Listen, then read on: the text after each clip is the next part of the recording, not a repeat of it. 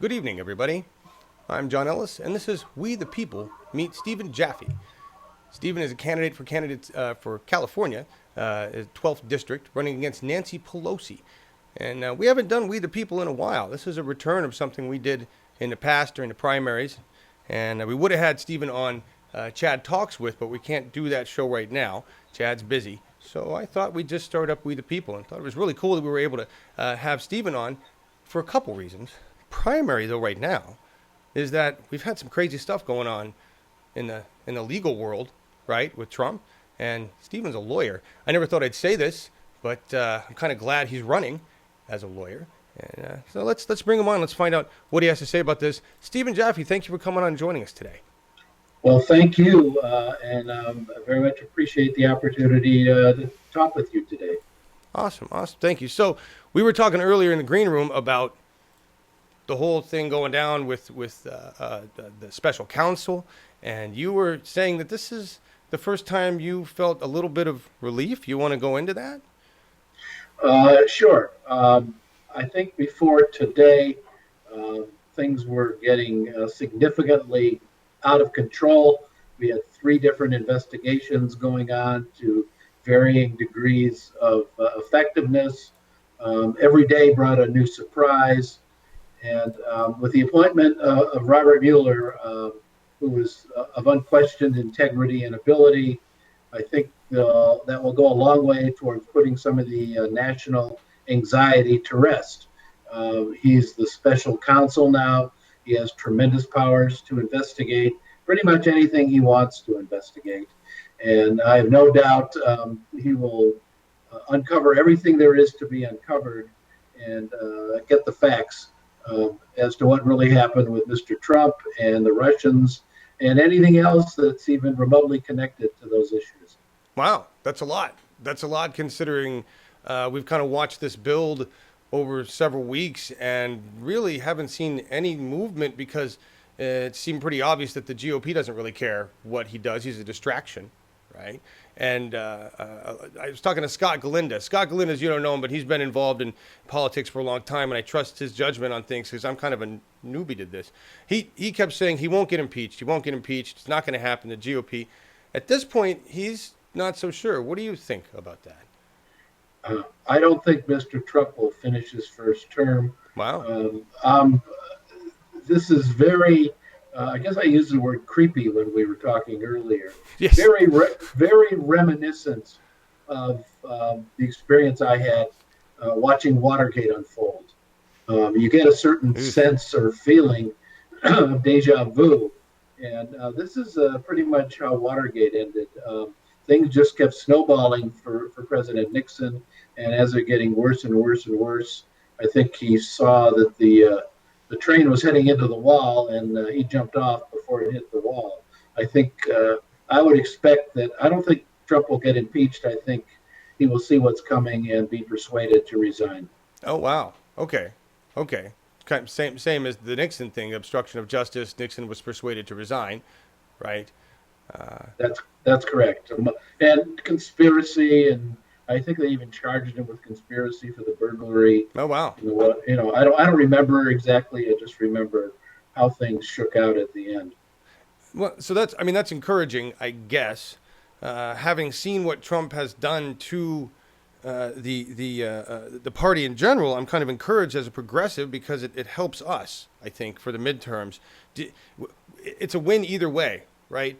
Where do you see this leaving the Republican Party as in the next year? They're going to separate from him? Oh yeah, I think this will, and I don't know how good this is for Democrats, but I think this will serve as a wake-up call for Republicans because they pretty much allowed I'm going to call them the fanatic right, the Tea Party, to take over their party. And that led to where we are today to a large extent. And now they see what it's done for them, which is pull them into just this disastrous situation. So I think the more center and moderate Republicans may wake up and say, well, we need to pull the party back towards the center and away from all these alt-right Tea Party Freedom Caucus types. All right. Well, that's encouraging. Last question on this, and then we're going to move on to other lawyer things you've done. Do you? Okay, we've seen a lot of corruption. Do you trust the judicial process here at the top, that they won't just bury it or be paid off? Because that's really the bigger concern with progressives, is that everything is corrupt at the top. Yes, I do. I've been a lawyer, actually, believe it or not, for 46 years. Wow. And I have not seen a great deal of flat out, palpable corruption in the courts. I've seen some biased judges, and I've seen a lot of decisions I don't agree with, but I have not seen the kind of things that I would identify as corruption. I know it exists. I think in California, where I live, I think the courts are much less likely to be corrupt than in some other locations, which I won't name, around the United States. I think we can But say that. I do have confidence in the judicial system to handle this if it's left alone to do its job. Wow. I guess That's encouraging. That's encouraging. Just to remind everybody, we will be answering your questions, and we are paying attention to chat. Laura Livengood is moderating the chat. Now we're going to move into really what's going on. You're running against Nancy Pelosi, who most progressives consider to be an establishment tool, just one that's not working for us anymore. And I'm just going to... I've got a clip from Fox that we're going to play, but before we get into that, she recently said that single payer won't be on the 2018 Democratic agenda. What do you say to that? well, that's just not the case. It sure as hell is in my agenda. Yeah. That is one of the central planks of my campaign. I feel very strongly about single payer. It's time for the United States to join the rest of the civilized world and provide for the universal health care of its residents, of its people. And I don't think there's any doubt about that it's the only rational thing to do at this point. So Ms. Pelosi saying that she's not going to put it on the agenda, I think is wishful thinking on her part. And I would only point out that I believe, according to my information, the second biggest kind of donor to Ms. Pelosi is the healthcare system, healthcare providers. So she has a very strong financial incentive to keep single payer off the agenda. But I don't think it's going to work. You're absolutely right. I actually have that list because I was looking at it. I was a little surprised myself. This is everybody take a look at this. This is a list of Nancy Pelosi's donors, and we'll just scroll up to the top here because I was going to ask about that. I found some conflicting information in here. I thought was weird, Stephen. So Facebook, Google, big company names. It's like some 10 grand cap, it seems, on all these. But when you scroll down, you've got Aflac, you've got Blue Cross Blue Shield, you've got Lockheed Martin's in there, so weapons. You got this is what I thought was weird. American Academy of Neurology and Association for Justice, nurses, cardiology, surgeons, obstetricians, gynecologists. It seems like a whole lot of healthcare lobbies, Stephen, have given Nancy Pelosi money. Why? Shocking. Absolutely shocking. It's conflicting. It's confusing because we just had a big outcry from a lot of healthcare professionals, individuals in the industry regarding single payer. This seems to be another example of those lobbyist entities that claim to represent individuals, but really the votes were handed down by 10 people on the board to give money to Nancy Pelosi. Are we looking at that a lot of these cases here? Well, of course. And when it comes to healthcare, I feel very strongly about one thing that I want your viewers to know, that I think healthcare is a moral right. I think there is a moral right to be healthy. Absolutely. And I think the government has an obligation to provide that.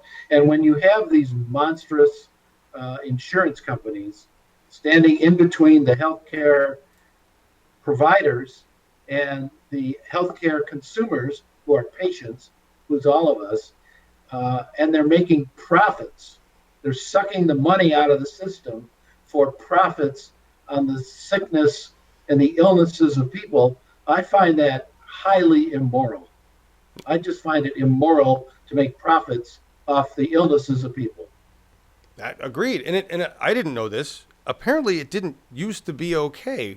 We used to have a law or a provision that said you can't profit off healthcare. Is that correct? I was reading that came through Facebook. 70s, we changed this. Somebody changed this, and it used to be a law. So we could go back to that. We could go back to some kind of sanity and evolve into something of single payer, right? But what we're talking about here is socialism, right? Or that scary word again. Listen. We are all socialists. Yeah. Let's be honest. We're all socialists. The country runs on socialism, and I'll explain that. Do you like having a military? Do you like having a library? Do you like Medicare? Do you like Social Security, police departments, fire departments, anything where money is pooled by the government for the common good of the collective people is socialism. It is not a dirty word. It is not communism. It is not a dictatorship. But the people on the right like to pretend that it's some kind of a horrible thing, and it isn't. We need it to exist here in the U.S., and there are appropriate places for it, and there are places where it's not so appropriate. But Agreed. Certainly in the healthcare sector of the economy, that's where it belongs, and I feel very strongly about it. I know you do, and thank you for setting it up so beautifully. We're going to run this clip, everybody. This is Fox News, and what we're going to hear here, I don't even know who this guy is. You're responding to just a general question as to why you're running against Nancy Pelosi. But I love how Fox comes in. Everybody, you're familiar with how the narrative gets spun. Listen to how this gets dropped on socialism, and then Stephen's response is badass. Represented by someone in Congress right, who shares their values and wishes. You're a big Bernie Sanders supporter. Now, you believe that maybe he has the template for what you believe in? So you think the people of San Francisco want more socialism? Well, it depends on how you define socialism. I think that word's been slandered a bit. Socialism is not an evil thing. The country runs on socialism on many of its programs. Medicare is socialism. Fire departments and police departments are socialism. I think what you're referring to is my advocacy for single-payer health care. And that I feel very strongly about that. I think it's time for the United States to join the rest of the civilized world and provide for the universal health care of all of its citizens. But I'm sure Nancy Pelosi wants single-payer health care. No, she doesn't, right? No, she does not. And for all the reasons we talked about 5 minutes ago, that would deprive her of a great deal of her money. Yeah. So what do you think? I mean, what's going to happen there? We talked about this earlier as well. We talked about you can reach out on the internet and you're going to get all the progressives, and that's you're kicking butt there. We see that you're running all the indie shows and you're making the rounds. You're on Jimmy Dore, which has got a huge audience, and I don't see you having much of a problem with the progressives in Nancy Pelosi's district. What about the people that only hear what Nancy Pelosi has to say on MSM? How do you reach those people? Well, that's a complicated question. Let me tell you how I plan to do it. Excellent. First of all, Nancy Pelosi, I think, perceives herself not so much as a congressperson from the 12th District of California as she does a national leader of the Democrats in Congress. And I think as a result of that, I believe I've observed that she's really out of touch with her own constituents here in San Francisco. When you say, I'll be okay with the progressives in San Francisco, let me tell you, there's a hell of a lot of progressives in San Francisco here. And I think that Nancy Pelosi is far more popular nationally than she is in her own congressional district. You'll notice this town hall she held Monday, 2 nights ago, was held in Washington, D.C., with an audience. I have no idea how they picked the audience. And if she of course, it was screened. I don't know if the questions were provided to her ahead of time, but I would bet my car they were. Sure. And if she wants to hold a genuine town hall, tell her to come back here to San Francisco and hold it with their own constituents, Yeah. because they are the only ones who vote her in. So I think the other point I want to make is we're sitting here in May 2017. The primary is in June 2018. Right. That's 13 months from now. I'm going to have a lot of time for the voters of San Francisco to get to know who I am and what I stand for. And I think that, to use an old Rolling Stone song, time's on my side here. I do think that the more time that goes by, the better chance I have of reaching what you're calling the mainstream voters. And there aren't that many mainstream anything in San Francisco. This is Okay. a great place for someone like me to run, because for the reasons that I've expressed. Yes. Yeah, no, you're right. Absolutely, that's a great response. You know the demographic there, and you're right. It's high tech. They're connected, and they're progressive for the most part. It's just reaching that group that's only paying attention to MSNBC and really is hearing the same message over and over again. You do stand a good chance of reaching that. What can people do to help you there, though? What do you need the most help with? If I could ask every candidate this question, what do you need the most help with? Is it social media? Is it ground effort? Money? You know? Unfortunately, money is a big deal at this point. Money is the fuel that keeps campaigns going, particularly at the front end of the campaign. And a campaign is like a train going down the track. It's hard to get it going, but the faster it goes, the more momentum that it gathers, and the easier it is to keep it going down the track. So donations are very important to us. On the area of donations, I want to say I think I have pushed through about 900 individual donors in a little over 3 weeks. Wow. And that's huge. I'm raising money at a very encouraging clip, but almost all of the donations are small. I think they're smaller than even Bernie's $27 average. Wow. There have been a couple of larger ones. There has been one 4-digit donation out of 900. The rest of them have all been single or double-digit donations. And the surprising thing is that most of them are coming from out of state. Weird. And what that says to me is, I'd like to think, well, Jaffe's this wonderful guy and everybody's just in love with him, but that's not so. No, I'm a stranger to most of these people. They don't know me yet. And I think that the donations coming from around the country are a statement of how Ms. Pelosi is held, how she's perceived. They don't like her. I'm running against her, so they're sending me money. Once again, as time goes by, I think my platform and my persona will have a lot more to do with it than Nancy's perception. But and I'm very grateful for the donations. Don't get me wrong. No, but that's fantastic to note. I mean, that's a key piece right there. I was just going to say, that's the reason Bernie Sanders was able to do what he could do with his campaign. A lot of people complain about money in politics, and they forget we raised, more than $200 million for the guy that had to get spent on ads. Literally, just most of it went to ads, because that's where you have to compete with these establishment entities, right? And that's encouraging, especially when you hear everybody Nancy Pelosi's donations were 10 grand a pop, 10 grand, 10 grand, 10 grand, 10 grand, 10 grand. That's insane.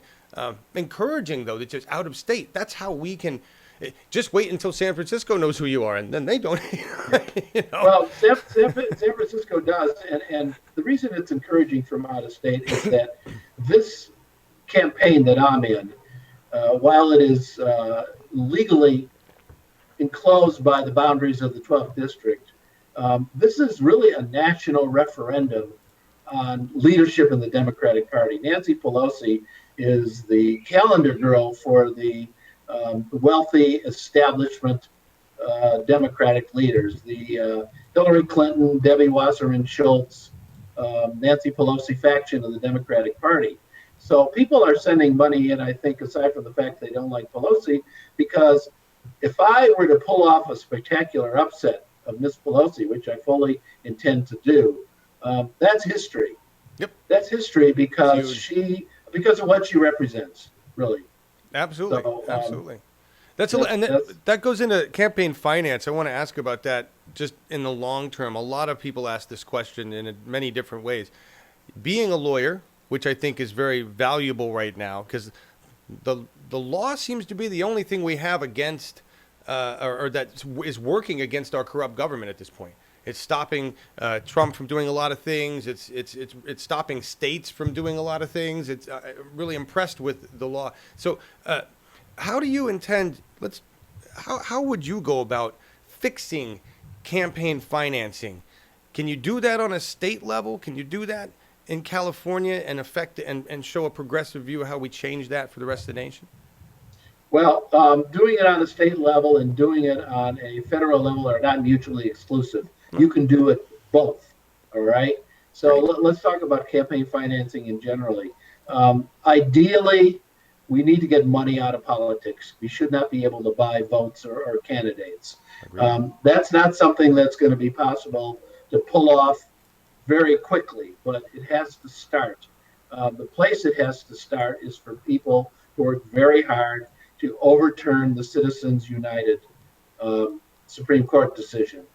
And as a lawyer, I know how hard that is to do, but the way to do that is to push a law through Congress to limit corporate donations to political contributions, either directly or indirectly. Now, will that be constitutionally challenged in the courts and ultimately in the Supreme Court? Of course. But eventually there will be a law passed which withstands the constitutional scrutiny, and we will end that problem. The other way is to look towards phasing out private financing of campaigns and phasing in public financing of campaigns. That way, no one is beholden to anyone. And that is also something else that I would, when I'm elected to Congress, that I will certainly begin to look at.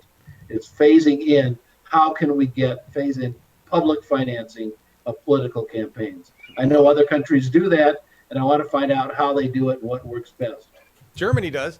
Our correspondent Marcus, Germany, talks about the German system all the time. He's a member of a party called Die Partei, and they are a sarcasm party. That's all they exist. But they've got like 55,000 members. They get a percentage of the public funds. They're a legitimate party, and they get equal say. That's pretty cool when you can say, he's like, I'm a member of that party, and we exist. We can exist. The Green Party can't even be established nationally, and this is a joke party in Germany that's got more rights. Yes. You know? Well, I love the title. Yes. That's great. I love it. Laura Livengood, I'm going to give you a little bit. Is there anything going on in chat that we need to know about? What are they talking about? It looks like they're having a good conversation. How's it going in chat? It's going well. We've got a lot of different questions. Gosh, where to even begin? They're talking about San Francisco and the demographic there. That it's quite young. And I was saying, somebody was saying, is it really? But all those high rises, all the businesses that are in San Francisco in the spillover area, I see it as a very up and coming, young and progressive place. What do you Would think, you say Stephen?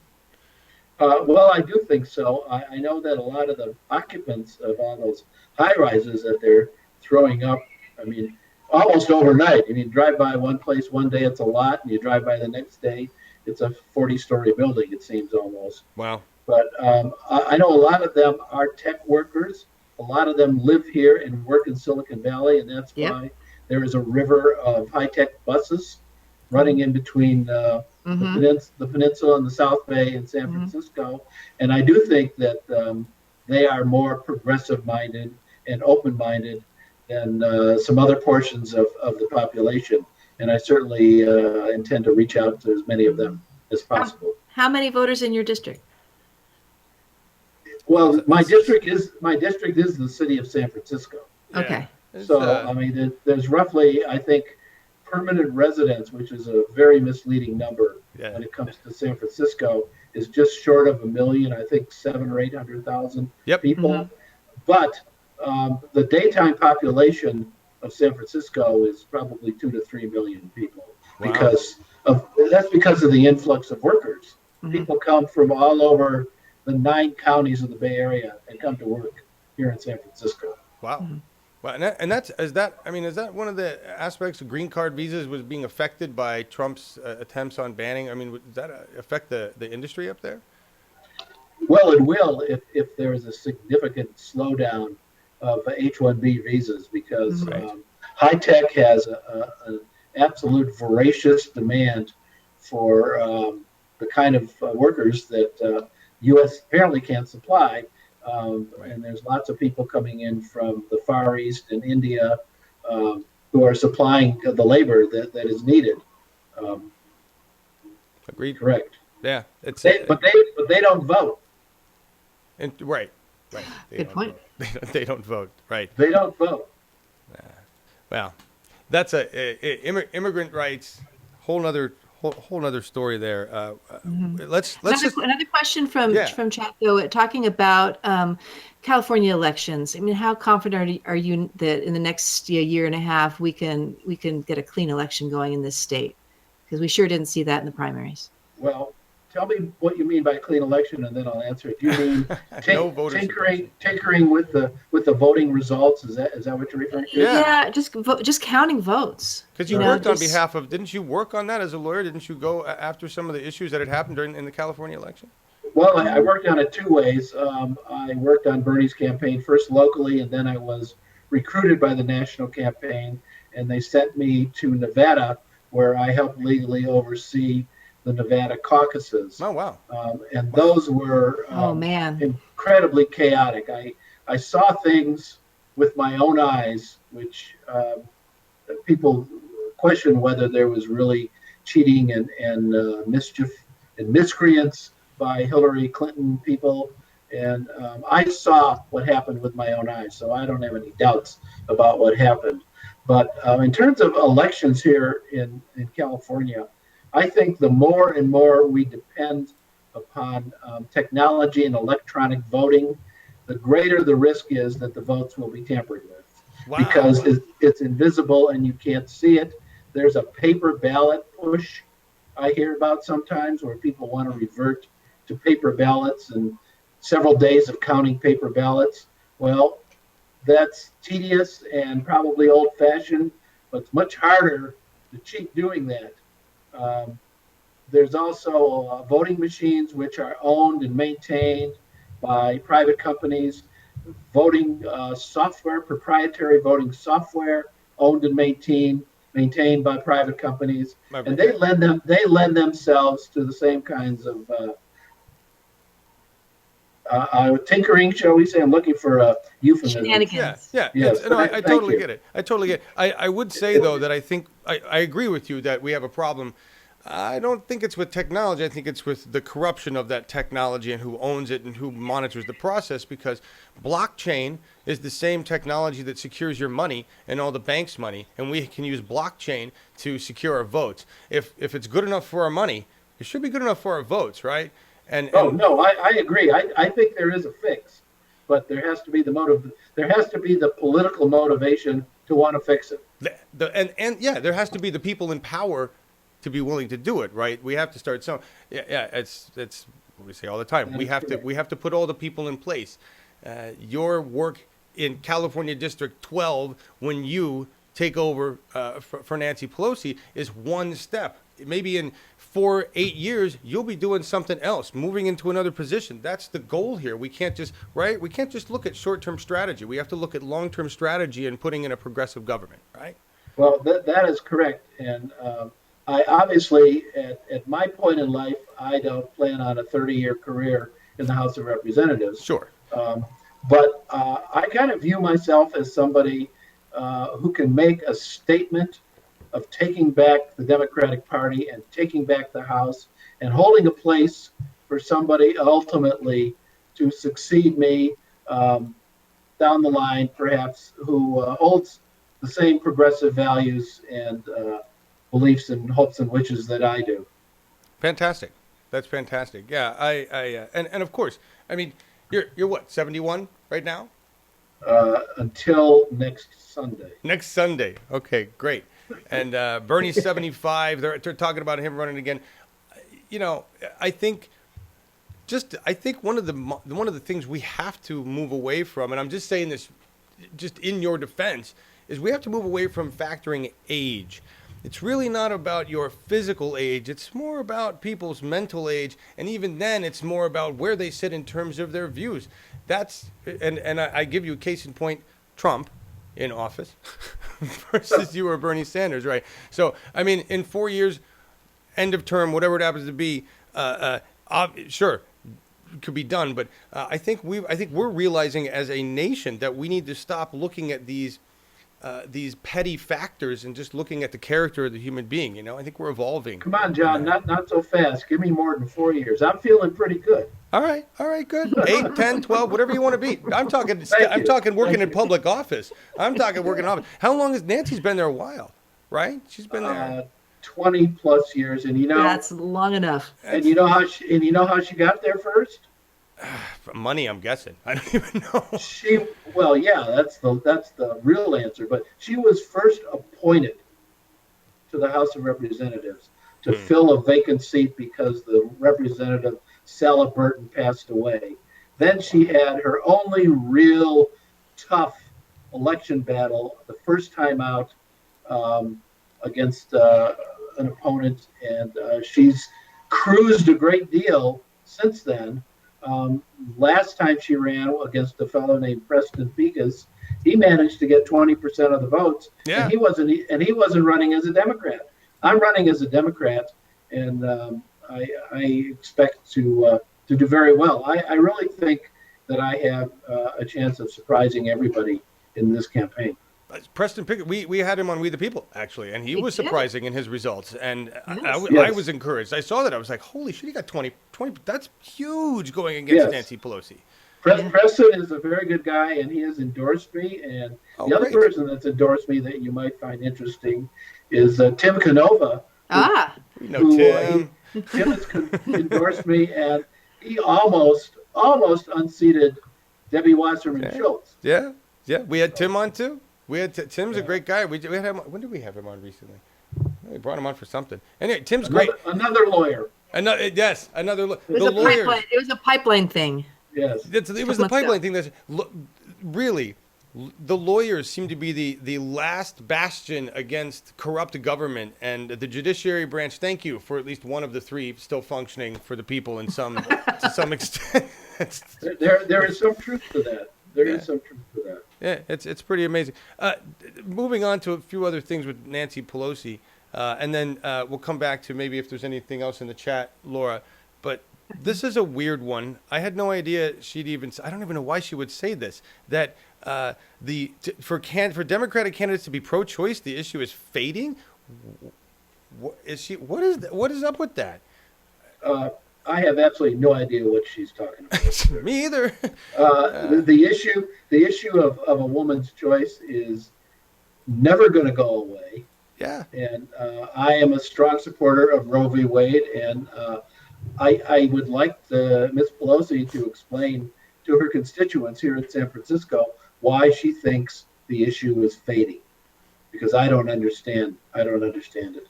I don't either. I don't know. Is it because she sees the world, or in her mind, the establishment's just moving farther to the right, and she needs to appease? And that's her base isn't. That's for sure. She is moving farther to the right, and maybe she's lost her perspective on everything else. I don't know. Agreed. Quite possible. Yeah, Laura, what's going on in chat? Any other questions we need to hit? Actually, I just had. I wasn't gonna butt in, but I've forgotten the question. I'm sorry. I was just reading chat, and then I'm glad they're having a good chat. They're saying that Pelosi probably drinks a lot, and there's It's well, there is one thing. If I could insert a topic here. Yeah, please. Sure. One of the things I want to do, both as a congressman and as a Democrat, is make some reforms within the Democratic Party itself. Yeah. And where I want to start is I want to abolish superdelegates. Oh, thank you. Yes. Okay? I think superdelegates are undemocratic with a big D and a little d, and they're an insult to primary voters, because what the existence of superdelegates does, it says to the primary voter, you can vote in the primary, but oh, by the way, your vote may not count. We reserve the right to tinker with it or not even count it. And this is not just a creature of 1972 when they were put in place because George McGovern was nominated and the establishment didn't like that, or 2016 when Bernie was threatening to take the nomination and the establishment didn't like that. As late as last week, lawyers for the Democratic Party in a lawsuit in Florida argued to the court that they, the Democratic Party, the DNC, has the right to support, essentially lie, cheat, and steal, to mess around with primary results any way they want, and there's not a damn thing the courts can do about it. And I find that to be a completely outrageous position, morally. And think about it. If doesn't a primary voter have the right, when the voter steps into the voting booth, to have a reasonable expectation that the vote's going to count? Yeah, It's an interesting one. I got to say this. So I've been telling, a lot of people have been angry about this. Here's been my response. And the reason I've been saying this is simply because there's nothing we can do about it. All right? Morally, it's horrific. It's awful. But they are a private party. And kind of like the YouTube terms of service, they say we can do what we want, really, even if it's morally bereft, even if it's unethical, because we are a private party and we are greedy, and we've already made that clear. WikiLeaks made it clear that we're corrupt. What are you complaining about? I disagree with that. All due respect to you. I don't. Sure. The DNC is indeed a private party, but that's not drilling down enough. Let's talk about how they conduct their primary elections. All right. How do they do it? They use precincts and voting machines, and they use the machinery of local government to conduct their primaries.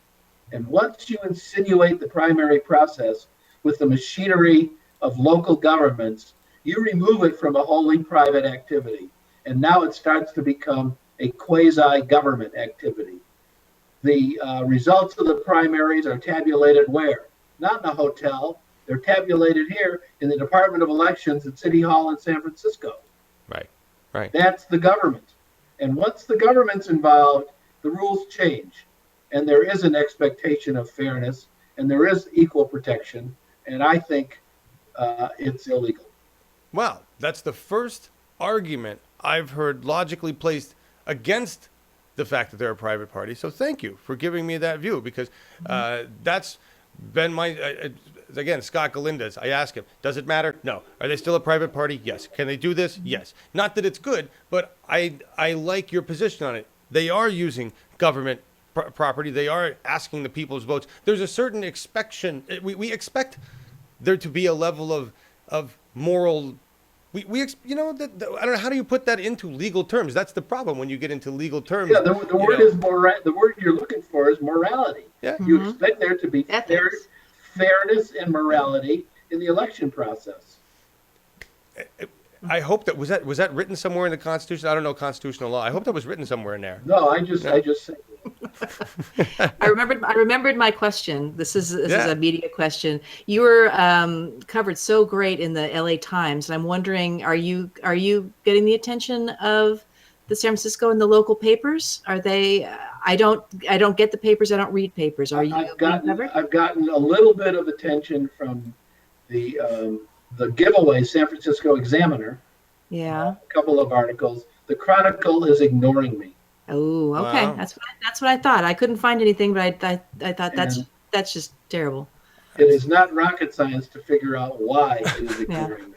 I was about to say, where are you seeing the establishment Pelosi machine push back or fight against you? And that's one of the places. The Chronicle. Because as a trial lawyer, I've had a lot of high-profile cases here in the Bay Area in the last 10 years. And I've had them covered by about half a dozen Chronicle reporters. And you announce they know me at the Chronicle. Yeah. So for them to ignore me is not an accident. They are being pressured by the Democratic machine to not pay attention, and that has always been Ms. Pelosi's campaign technique, is to ignore her opponent. She hopes into oblivion, but I don't believe that's going to happen in this campaign. And No. My real hope is that I am able to persuade her to debate me, because that's one thing I know how to do. Yeah, that would be outstanding. And I will just say this now: she could come on here if we don't want to waste network time. We could have the debate right here. You, Nancy, will moderate. Why not? I'm sure she'd love to come on independent media and join us here. She's got to know YouTube exists somewhere. That would be so awesome. Yes. Don't hold your breath for that. No, I don't. The audience, I'm just saying, I'm looking at the comments. Everybody is excited that you're running. Thank you for running. This is really, I will say, this is the first time I really felt, yeah, we have a chance to knock out a very solid establishment, person in a very powerful district. And I'm excited about your chances. Well, she's the tip of the pyramid. Oh. In what way? In terms of power? I mean, of the establishment. She and I guess Clinton are probably the top layer of the establishment in the Democratic Party right now. What do you think of Chuck Schumer? Where does he fall? Is he just laughing? I like Chuck. He hasn't done anything really outrageous. The rising star that I really like in the Democratic Party is this Congressman from LA, Adam Schiff. I have been really impressed with him. I don't know much about else other than what I've seen on TV, but he's the ranking Democrat on the Intelligence Committee, and I've been very impressed with that man. Yeah, he's nailing it on social media. He's been posting a lot of good tweets. I've been following him there because I don't pay attention to the media. This has been a fantastic interview, and I'd love to have you come back again if you're willing anytime to talk more about what's going on in your campaign, and we'd love to help you in any way we can. What would you here's your stump speech. What would you like to tell everybody about your campaign, how they can help you, get in touch with you? We've got all those links in the description, everybody. Well, I don't want to make a long speech here. I guess I would say that the rarest and most uncommon words you hear in politics are the words yes and no. Politicians get asked questions, and very often they're yes or no questions, and instead of saying yes or no, they give you a 5-minute speech at the end of which they haven't answered the question. I try to answer yes or no questions, yes or no. If you want to know more afterwards, ask me and I'll elaborate. But I try to, I guess in a way, emulate Bernie, because I was inspired by Bernie. Bernie also acted like that, and that is how I intend to conduct myself.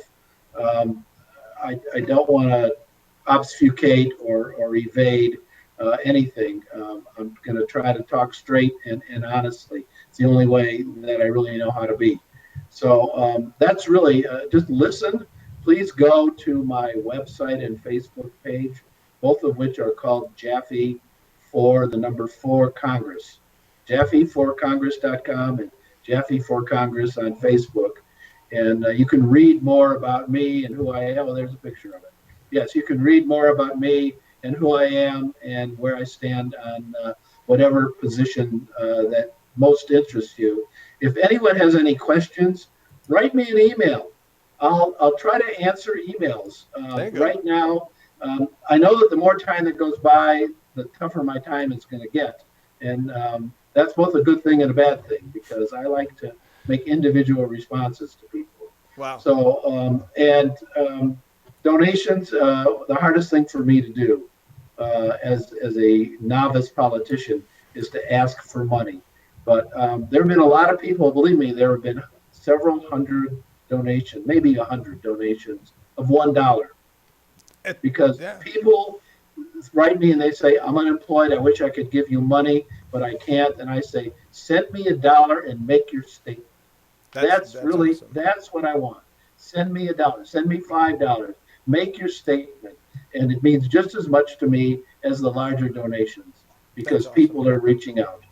So that would be my short speech. Thank you. That's fantastic. I mean, we talked about this the other day with Tom Fegan, who's considering running for governor. I just want to say, We know it's going to cost. It's going to cost at least $4 million to get him in governor. It's probably going to cost you at least that to run against Nancy Pelosi. We know it's going to take a lot of money, everybody. So donate what you can. This is I know what you mean. It's so hard to ask, but you need the resource to play the game. You know. Yes, and I will do everything I can to live up to everybody's hopes and expectations. I'm not perfect. I'm just a guy, but I will try my best. The fact that you said you would like to answer questions yes or no as much as possible is the most refreshing thing I've ever heard from a politician, and so I'm, and I will say a little bit contradictory for a lawyer, just saying, but you know, in politics you have to cut down on the legalese and come and be straight, and I think that's great because you can moderate both worlds, and that's powerful. So thank you for being on. I'll just tell you on the lawyer thing, the last few weeks have really made me proud to be a lawyer because it has been the lawyers who've starting to come to the rescue of the situation. Yes. I know that lawyers have had a bad rap for a long time, but hopefully we'll start to redeem and rehabilitate ourselves, cleaning up the mess. Awesome. Thank you again. You're welcome. Awesome. Stephen Jaffe, everybody, running against Nancy Pelosi in California's 12th district, and hopefully we'll have him back on. Help him out. Click on the links in the description of this YouTube video and share them. Donate if you can. Get involved with his campaign. They're very active on social media, so you can share the content they've got going on. And this has been We the People. Tune in next week for We the People meets Sam Ronan. He formerly ran for a DNC chair position against the establishment DNC picks and is now running in Ohio's 1st district. And I don't even know who's competing against there, but it's fantastic. He's a vet. He started Our Voice, which is a organization designed for unity to bring us all together. We're going to have him on next week. It's a special time that we're going to do it at 7 p.m. Pacific, not 7:30. That's 7 p.m. because he's all the way out on the East Coast. Join us next week for that, Wednesday, 7 p.m., We the People. And tomorrow, join us for Awake with John and Marcus. We'll also have Crystal Hosmer on. She's going to talk to us about what's going on in Nevada with the rooftop solar and net metering. Thank you, everybody. It's We the People.